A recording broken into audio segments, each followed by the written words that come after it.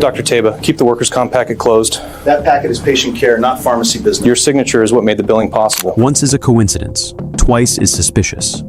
Dr. Michael Taba wrote thousands of prescriptions across 3 years and left a paper trail that led federal agents straight to a $145 million fraud.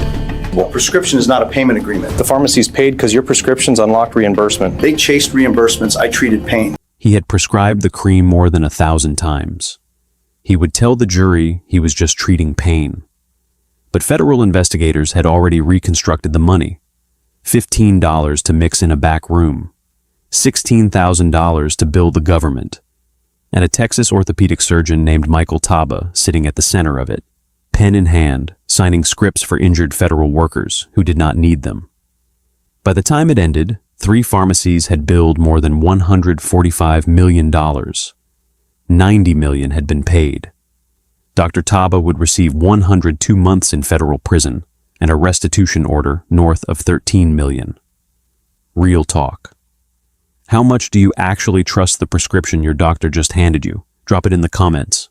And if you're not subscribed yet, subscribe now. On this channel, we don't let stories like this get buried.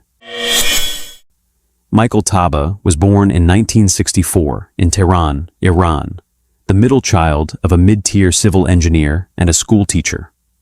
The family emigrated in the mid-1970s, first to Houston, then to Plano, Texas, chasing an engineering contract his father had lined up before the revolution swallowed the country he had left. He was 11 years old when he stepped off the plane at Houston Intercontinental. He spoke conversational English within a semester and stopped speaking Farsi at school entirely by the end of 8th grade. His high school biology teacher wrote on his junior year evaluation that he was quiet, methodical, and unusually patient with dissection work.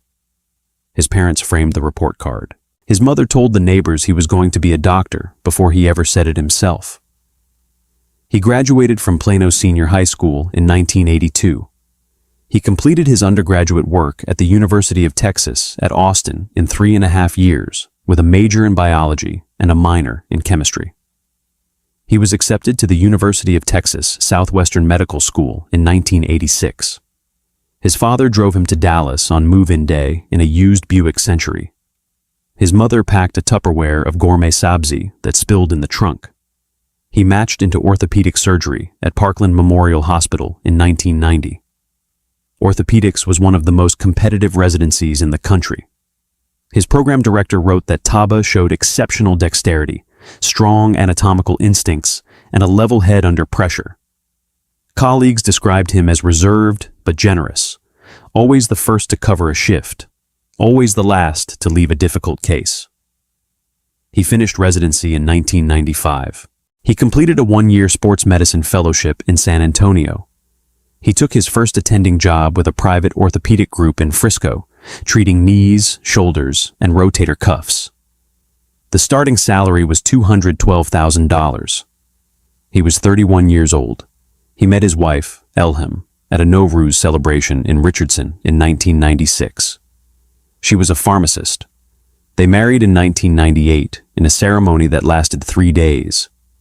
They had 2 children, a daughter in 2001 and a son in 2004. They bought a house in McKinney in 2003 with a 2-car garage and a live oak in the front yard. In 2007, Taba opened his own practice. Taba Orthopedic and Sports Medicine on West University Drive in McKinney was a solo clinic with 2 exam rooms, a small waiting area, and a receptionist who had followed him from Frisco. He built the practice slowly and honestly for the first several years. He earned a reputation for taking workers' compensation cases that other orthopedists in the area refused. Roofers who had fallen, warehouse workers with crushed feet, postal carriers with torn labrums, federal employees with back injuries the VA had spent years mismanaging. Those referrals came through the Department of Labor's Office of Workers' Compensation Programs, a federal system that reimburses medical care for injured federal workers. It was a stable, government-funded stream. It paid slower than private insurance, but it paid reliably, and it paid at rates that private insurers would not touch for the same procedures. By 2012, the practice was doing well enough that Taba hired a second physician's assistant, expanded his office suite, and began buying commercial real estate on the side. He drove a Lexus RX. He belonged to Stonebridge Ranch Country Club. He coached his son's little league team on weekends. His neighbors described him as polite, private, and generous with holiday cookies. His patients described him as attentive, unhurried, and willing to listen. That was the reputation. That was the ledger, entered in ink for the first 2 decades of his career. And then, in the spring of 2014, 3 men walked into his life with a business proposal, and every part of that ledger was about to be crossed out. To understand what Taba did, you have to understand what a doctor's signature actually means inside the federal workers' compensation system. The Office of Workers' Compensation Programs, known as OWCP, is a division of the U.S. Department of Labor. It exists to pay medical bills for federal employees injured on the job, postal carriers hurt on a route, border patrol agents with back injuries, VA nurses with torn rotator cuffs, air traffic controllers with repetitive strain injuries. If a federal worker gets hurt at work, OWCP covers their treatment. The system pays for what a licensed physician says the worker needs. The prescription pad is the trigger. The doctor writes it, and the federal government pays. There is no separate committee reviewing whether the doctor made the right call. There is no medical necessity gatekeeper standing between the pen and the check. The oversight assumes something simple and old-fashioned. It assumes the doctor is telling the truth. For most medications, the assumption works. A generic muscle relaxer at $8 a bottle does not create an incentive for anyone to lie. But compound creams operate in a different market entirely. A compound cream is a topical medication mixed by a compounding pharmacy from a customized recipe. In theory, they exist to serve patients who cannot take standard pills, a cancer patient who cannot swallow, a child with an allergy to a common binder, a burn patient who needs a specialized carrier. The recipes are individualized, and because they are individualized, they are billed at rates that reflect the labor of custom mixing. That was the theory. The reality, by the early 2000s, had become something else. Because compound cream billing codes allowed pharmacies to charge for each ingredient separately, and because the ingredient lists could run into the dozens, and because the federal reimbursement rate for compound medications had not been meaningfully audited in years, a single tube of cream could be billed at $4,000, $8,000, $12,000, in some cases $16,000, per tube, per month, per patient. The tubes themselves cost almost nothing to make. Petroleum base, a muscle relaxer, sometimes lidocaine, sometimes gabapentin at trace levels. Ingredients that in bulk cost pennies. A trained pharmacy technician could mix a batch in under 20 minutes. The catch was that the pharmacies needed prescriptions. They could not bill without a doctor. They could not mix without a script. And the federal workers' comp program, with its lack of medical necessity review, was the softest, most lucrative target in the country. A single willing physician, writing scripts for a single willing pharmacy, could generate hundreds of thousands of dollars in reimbursements per month. That was the vulnerability. That was the trust point. The federal government trusted that when a doctor signed a prescription, the doctor believed the patient needed the drug. Every check the Department of Labor cut for a compound cream was based on that single, unverified assumption. By 2014, 3 pharmacy owners in the Fort Worth and Arlington area had figured out exactly what to do with that assumption, and they had a list of doctors they wanted to buy. The first meeting happened in May 2014 at a steakhouse in Arlington. 3 men, business casual, 1 glass of bourbon each. Taba met them because a colleague had introduced them as owners of a specialty compounding pharmacy looking to build a referral network with orthopedic surgeons. The pitch, laid out over the second course, was simple. They would supply compound creams to his workers' comp patients. He would write the prescriptions. For every prescription filled and paid, he would receive a payment. The payments would be structured through a marketing consulting agreement, so they would look, on paper, like consulting fees. The pharmacy would handle the paperwork. All he had to do was sign. The first prescription was written on June 3, 2014. The patient was a 52-year-old postal carrier from Denton with a chronic knee injury. The cream contained flurbiprofen, cyclobenzaprine, lidocaine, and gabapentin in a proprietary base. It was billed to the Department of Labor at $11,200 for a 30-day supply. It cost the pharmacy roughly $16 to produce. Taba was paid $4,000 for the referral. It arrived by wire transfer from an LLC registered in Nevada, coded as a marketing consulting fee. He deposited it into an account he had opened at a small credit union 2 weeks earlier. The second prescription went out that same week. The third, the following Monday. By August, he was writing between 12 and 18 compound cream prescriptions per week, almost all of them to federal workers' comp patients.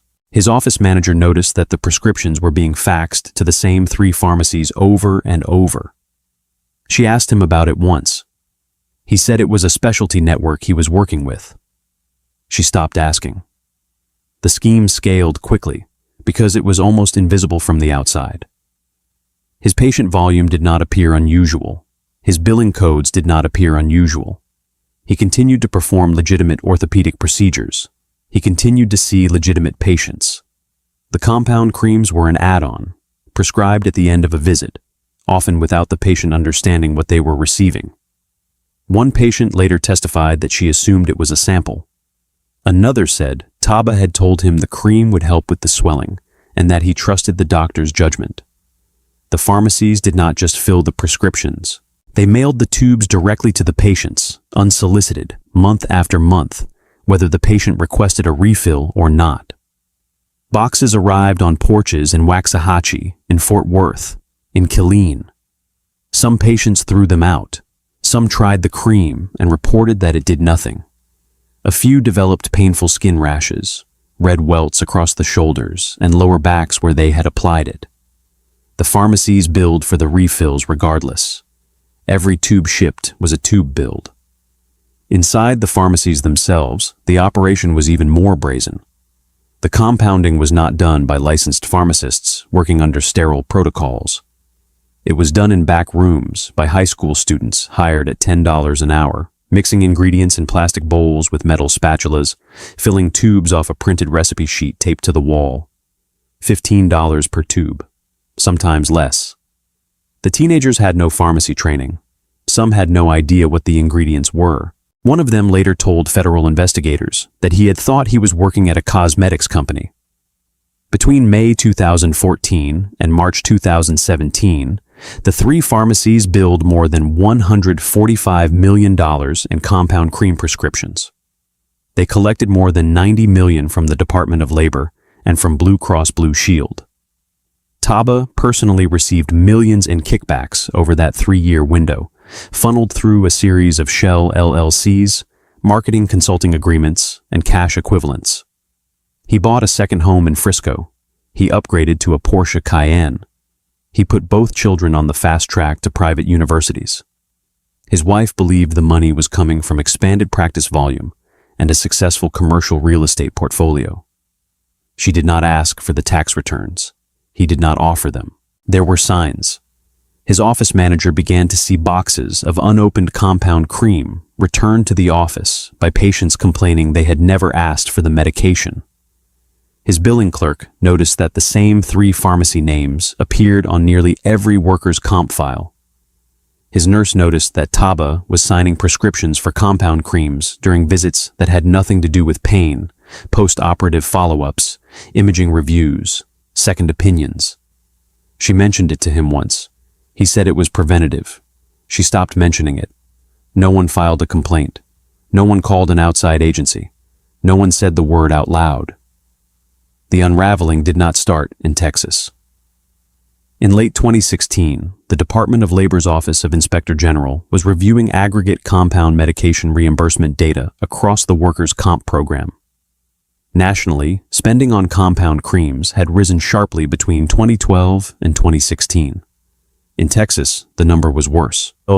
In the Fort Worth and Arlington corridor specifically, the spending had grown by a factor that could not be explained by injury patterns, patient population, or medical necessity. The auditors pulled prescriber-level data.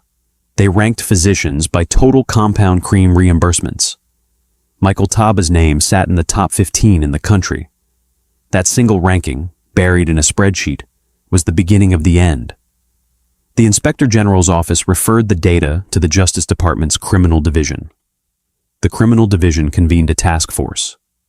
The Department of Labor Inspector General, the Department of Veterans Affairs Office of Inspector General, the United States Postal Inspection Service, IRS Criminal Investigation, 4 federal agencies, all with statutory authority over some slice of the funding stream, all with agents assigned to the case within 90 days.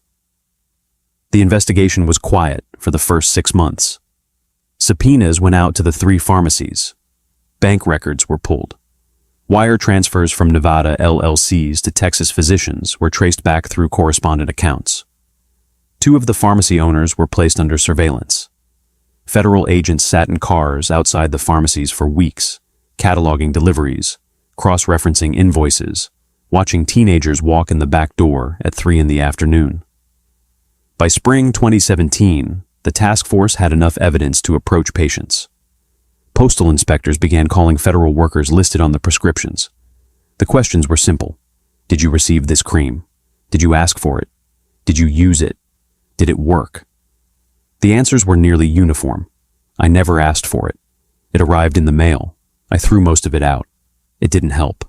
One patient, a 61-year-old Postal Service maintenance worker from Waxahachie, told investigators that the cream had given him a rash that lasted 3 weeks. He had complained to Taba's office. The office had told him to keep using it. He had refilled it 4 times because he thought his doctor knew best. Taba noticed something was wrong in mid-2017. The pharmacies stopped calling. His consulting payments slowed, then stopped. His office manager told him a Department of Labor investigator had called and asked routine questions about billing procedures. He said it was probably nothing. He did not stop writing prescriptions. He wrote fewer. He shifted some of the compound cream volume to a 4th pharmacy that had approached him earlier in the year. He told his office manager that he was streamlining. He told his wife nothing. He kept practicing. He kept seeing patients. He kept driving to Stonebridge Ranch on Saturdays. He did not know that his phone records had been subpoenaed. He did not know that a former employee of one of the pharmacies had already been interviewed twice and had already agreed to cooperate. He did not know that federal agents were in the process of drafting a grand jury referral with his name on it. He would find out the way people usually find out. Slowly. Then all at once. We're heading into the investigation and courtroom now. If a doctor selling prescriptions to the highest bidder gets you as angry as it gets me, subscribe. We cover cases the mainstream press ignores, every single week. The grand jury was impaneled in the Northern District of Texas in early 2018. Over the next 15 months, prosecutors called more than 40 witnesses. Pharmacy technicians who had mixed the creams. The teenagers who had been paid to fill tubes off a taped recipe sheet. Patients who had received unsolicited packages. Bank compliance officers who had flagged the Nevada LLC wire transfers.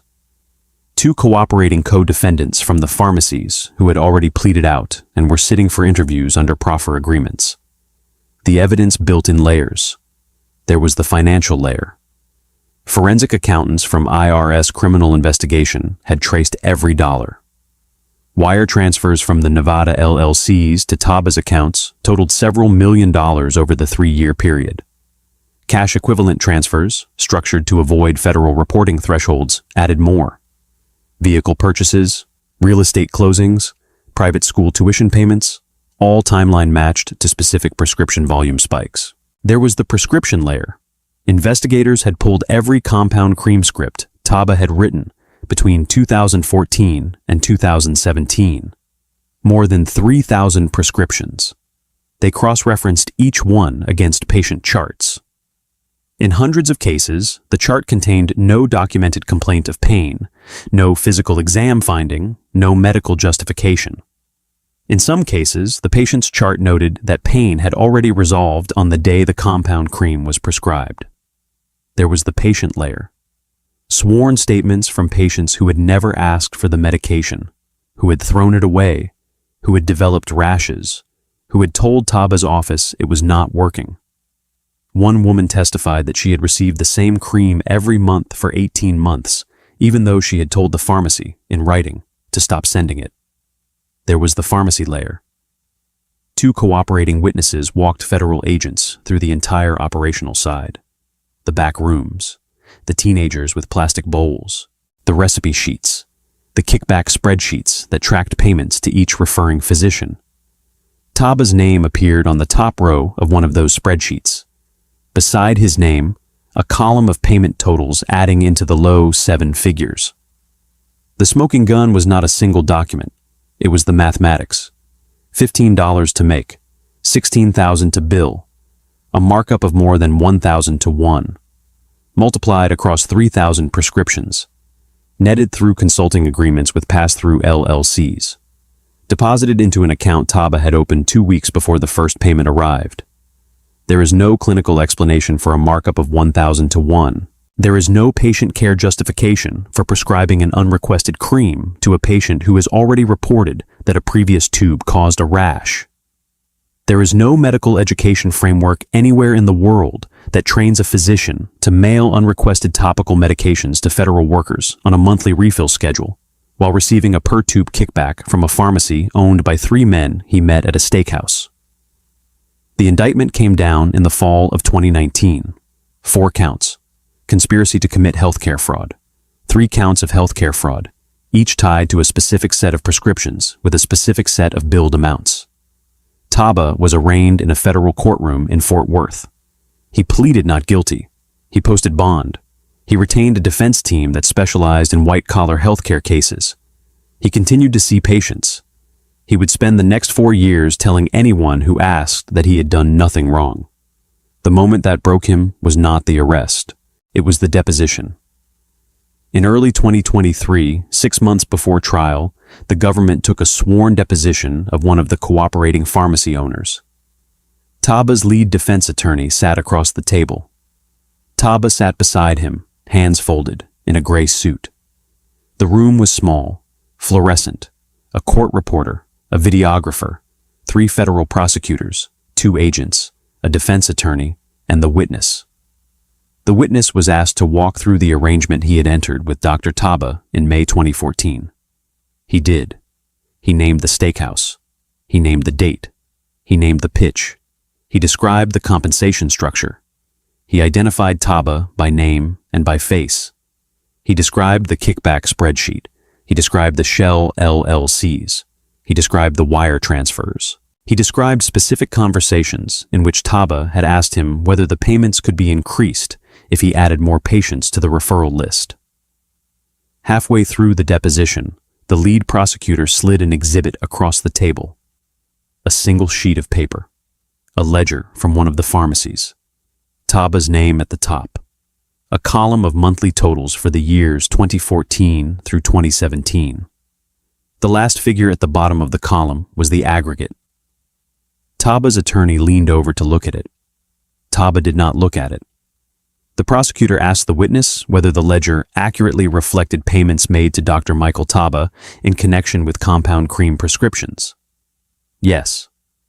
Did Dr. Taba ever express concern about the medical necessity of the compound creams? No. Did Dr. Taba ever ask what the pharmacies actually did with the prescriptions after they were written? He didn't want to know. Taba's shoulders dropped a quarter inch. He did not raise his eyes from the tabletop. The deposition continued for another 2 hours. Taba said nothing on the record. When it ended, he stood, buttoned his jacket, and walked out of the room in silence. His attorney followed him. The elevator doors closed. Neither man spoke. Trial began in November 2023 in the Northern District of Texas. The government called 19 witnesses over 11 days. Patients, pharmacy employees, federal agents, forensic accountants, the 2 cooperating co-defendants. The defense called 3 witnesses. Taba did not testify. The jury deliberated for less than a full day. They returned a verdict of guilty on all 4 counts. Taba stood when the verdict was read. His face did not move. His wife, sitting 3 rows behind him, closed her eyes. His daughter, who had flown in from graduate school in Boston, put a hand over her mouth. His son sat perfectly still. The judge continued his bond conditions pending sentencing. He drove himself home that night. He did not speak on the drive. He sat at his kitchen table for a long time. He did not eat. He did not turn on any lights. Sentencing was held on February 24th, 2026, in the same federal courtroom. The government submitted a sentencing memorandum arguing for the high end of the guideline range. The defense submitted letters of support from patients, colleagues, and family. There were 87 letters. Some described him as a compassionate physician. Some described him as a mentor. Some described him as a father who had never missed a school play. The judge read them. The judge also read the patient impact statements. One statement came from the postal maintenance worker in Waxahachie. He described the rash that had covered his shoulders for 3 weeks. He described refilling the cream 4 times because he trusted his doctor. He described what it felt like, sitting in a federal building years later, being asked by a stranger from Washington whether he had ever wanted the medication in the first place. Another came from the widow of a patient who had died during the years the scheme was active, from causes unrelated to the cream. She wrote that her husband had received boxes of the medication in the mail every month, that they had piled up in the garage because he did not know what to do with them, that she had thrown out more than 30 unopened tubes after his funeral. She wrote that she had trusted Dr. Taba. She wrote that her husband had trusted Dr. Taba. She wrote that she would like her trust back. The judge addressed Taba directly before pronouncing sentence. You held a license issued by the state of Texas that authorized you to make judgments about human suffering. You used that license, over a period of nearly 3 years, to enrich yourself at the expense of injured federal workers and the taxpayers who fund their care. The mathematics of this scheme are almost obscene. $15 to produce a tube of cream, $16,000 to bill for it, mixed by teenagers who did not know what they were making, prescribed for patients who did not need it, delivered, unsolicited, to homes across this state. The betrayal was not incidental. It was deliberate, sustained, and calculated. It is the kind of betrayal that erodes public trust in the medical profession itself. This court will not treat it lightly. The judge sentenced Michael Taba to 102 months in federal prison, 8.5 years. The court ordered restitution of more than $13 million. He was designated to FCY Segoville, a low-security federal correctional institution in Dallas County, Texas.